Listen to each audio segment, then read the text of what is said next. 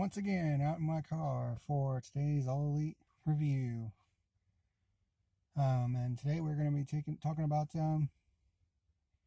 AEW Dark that took place on Tuesday night. So let's get into it. This is All Elite Review.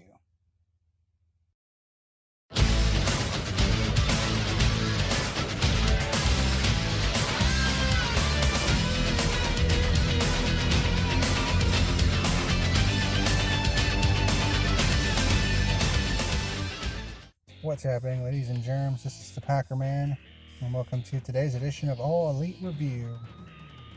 Today we are going to be talking about the show from what was October the 15th, if I remember correctly, which was yesterday at the time I'm recording this. The second episode of AEW Dark. My first impressions of it was not as good as the first episode. The first two matches kind of fell flat for me a little bit, especially the first one. The main event match, so to speak, that was pretty good though. So let's go ahead and get into it. So this episode of All Elite Wrestling Dark, which was the dark matches from the Boston show.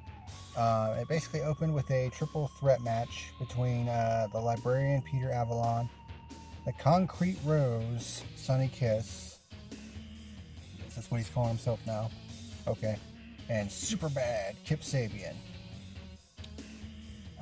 This match was not that good. I'm just going to go ahead and say it right now. I'm just going to be completely honest here. Peter Avalon and Sonny Kiss, I just have no interest in either of them. The Librarian gimmick is fucking stupid, and Sonny Kiss's gimmick, I am not a fan whatsoever of the whole, effeminate, gimmick. I mean, shit like that should never be considered, be in consideration for the AEW World title. Mid-card title is about as far as I would go with that shit. But be that as it may, I'm just not a fan of either wrestler. Kip Sabian, I do like a little bit. But let's go ahead and get to the particulars of the triple threat match. There weren't a whole hell of a lot of highlights.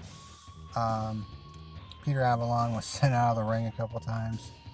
Sonny Kiss hit a Frankensteiner and a split-legged arm drag. Also hit a split-legged jawbreaker. Avalon did some cool moves as well. Did a drop kick, a body slam, and then put Kiss in a full Nelson. Kip Sabian with his leaping Gamangiri, which is basically like a leaping high kick. And then Sabian hit a springboard somersault senton splash to the outside on Peter Avalon. And this is where the match really kind of lost momentum, because that's where he suffered a dislocated finger.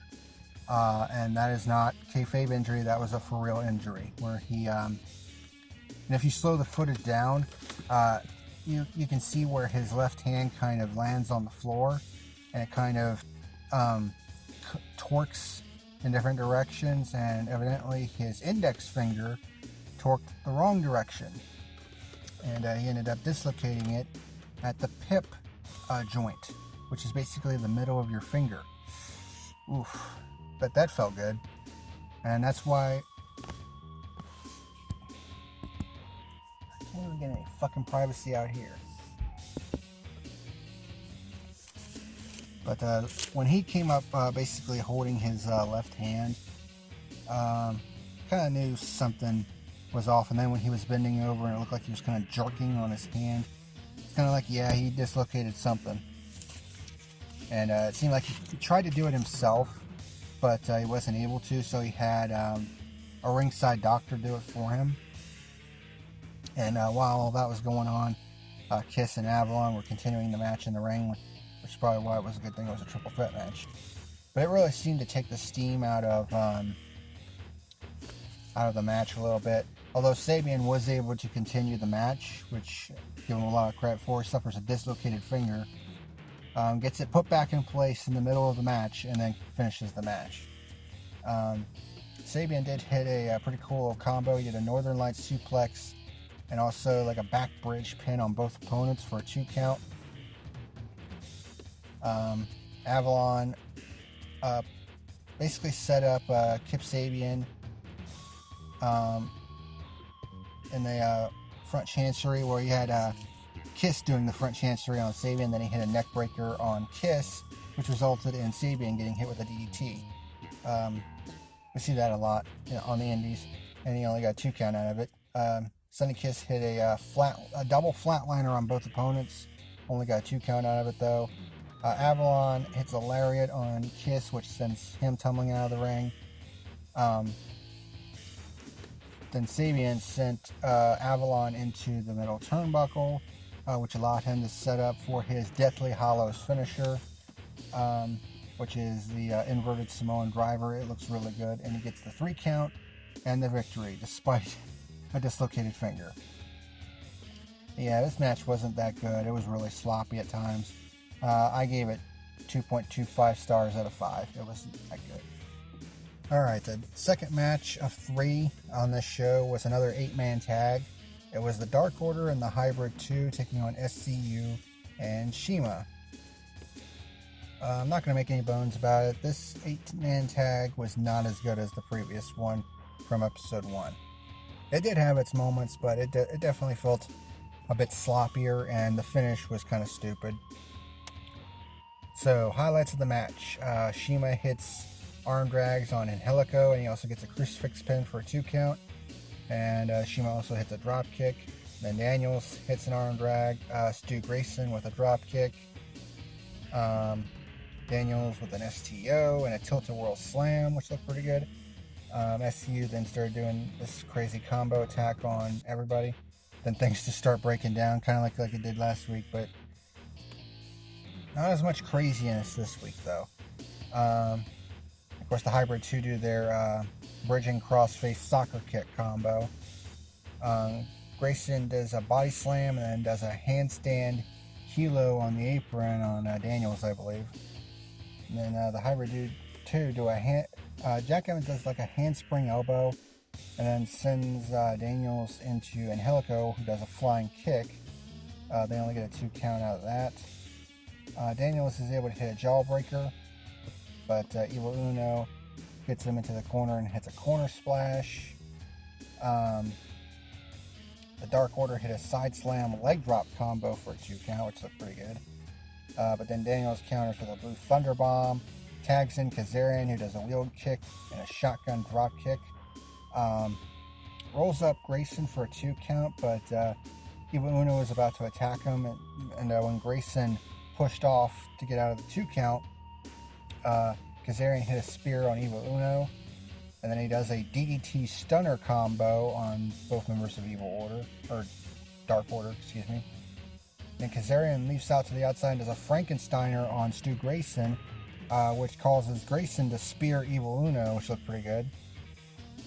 Shima and Scorpio Sky hit the diving presses from the outside, and then Scorpio Sky does an Acai moonsault from the ring apron. Grayson hits a knee strike and then hits his Nightfall backbreaker, which is basically, he had him in the Argentine rack and then drops him down into a backbreaker. He calls it the Nightfall. Kazarian hits a slingshot cutter. Evil Uno hits a scissors kick, and then he does this crazy move where he kind of does like a half pump handle, but then turns it into a flatliner. There's another guy on the indies, I think his name is Austin Theory. He calls it Ataxia, which is, it's basically a similar variation, but he calls it Ataxia, so that's what I'm going to call it here, because I don't think Evil Uno has an official name for it. But then Daniels dodges another dance kick from Uno and hits the Angel's Wings.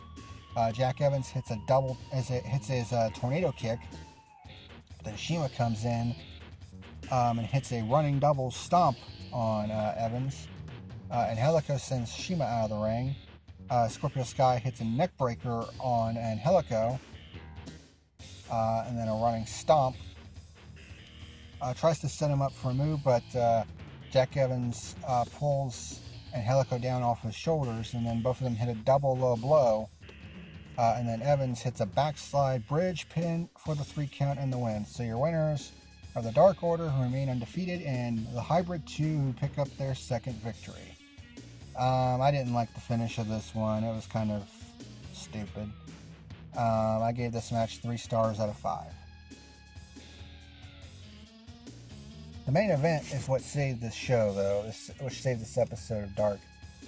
Joey Janela versus Kenny Omega in a non-sanctioned lights-out match. Basically, hardcore rules. This match is not going to count on anybody's record, which is a good thing for Janela, because if these 2 sanctioned matches, non-sanctioned matches would have counted, he'd be 0-4 in the rankings right now. But these guys went for quite a while. They went for 26.5 minutes, which is just crazy, especially in a dark match. But Janela starts things out by pulling out a chair. He does hit a step-up Frankensteiner, which looks pretty good, and then a tope suicida. He starts bringing out chairs and ladders and launches a chair at Omega. But he brings a bunch of chairs into the ring. But Omega hits a Kotaro Crusher onto the chairs, which hurt himself as well. He does a Tope Con Hero to the outside and bangs his legs into the top of the freaking guardrail. Looked like he injured his right leg a little bit. He whips Janela into the stairs, and then Omega pulls out a table. He hits a missile drop kick for a 2 count, and then hits his patented Singapore roll moonsault combo for a 2 count. But Janela fights back and hits him with a couple of chair shots. Omega fights back with a Snapdragon Suplex. After some counters on the ring apron, Omega hits a Snapdragon Suplex on the aprons. That had to hurt. Janela counters by doing a German Suplex off the stairs on the outside, which looked really good. Janela starts sending Omega into the ladder in the corner, but then Omega does the same thing to him. And then Janela hits a German Suplex into the ladder. I mean, these guys are just trading heavy hits here. Then they start trading elbow shots. Janela hits a back elbow, and then Omega hits a V-trigger. And then Janela counters with a lariat, and then a brain buster for a 2 count. And then he hits a nice-looking superplex off the top.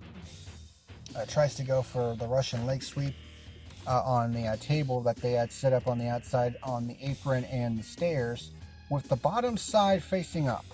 So all of them bars are facing upwards. So landing on it would be pretty painful. And Janela actually does do a back body drop, and Omega goes flying through the table on the outside. Janela hits a DVD into the ladder, sets Omega up on a table on the inside, and climbs up the ladder, sets up the ladder, climbs up it, and tries to do a frog splash, but only frog splashes the table as Omega moved out of the way. Omega hits a buckle bomb and then a sky high for a 2 count. Then Omega hits the V trigger, and then this is where a bit of the psychology with himself and John Moxley comes in, as Omega hits the rebound lariat, which is something that Moxley did as Dean Ambrose in WWE. And then he hits a double arm DDT for a 2 count, so hitting the dirty deeds for the most part. But Janela does a hip toss and sends Omega through the upside down table on the outside. And then Janela sets up a chair on Omega and hits a coup de grace on the chair for a 2 count, a very close 2 count. Janela hits a scissors kick, sets up some more chairs over near the corner, but Omega blocks them and hits what Excalibur calls a deadly driver onto the setup chairs, which is basically where he just throws them off the turnbuckle and onto the chairs.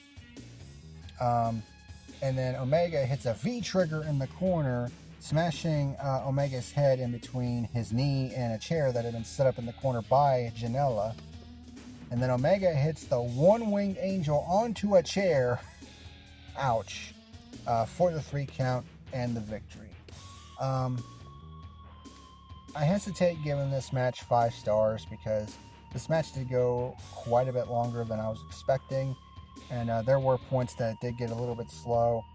But overall, I give this match 4.5 stars out of 5. This match definitely saved this episode of AEW Dark. As for my final rating for the show, I mean, the first two matches, I mean, especially that first match, it was not that good. The 8-man tag wasn't as good as the previous week. But that main event with Omega and Janela, that was pretty good. I give this show 5.75 out of 10. And hopefully it'll be better next week. But tonight, as I'm recording this, we got AEW Dynamite in Philadelphia, the Super Packed show, with 2 tag team matches in the title tournament, 2 championship matches with Riho and Chris Jericho defending their championships, and then a big tag match with Adam Page and Kenny Omega teaming up to take on Pac and Jon Moxley. Super packed show tonight, and you'll see the review for that this coming Friday, as I'm recording this on Wednesday. So that'll do it for today. Thank you very much for watching, and until next time, this is the PackerMan signing out. Bye. Well, that is all for today's video. Thank you very much for watching. Be sure to rate, comment, favorite, like, and subscribe to my channels here on YouTube.com and over on BitChute.com. If you would like to sponsor my channel, go to my channel page at subscribestar.com. Thank you very much for watching, and until next time, this is the PackerMan signing out. Have a good one.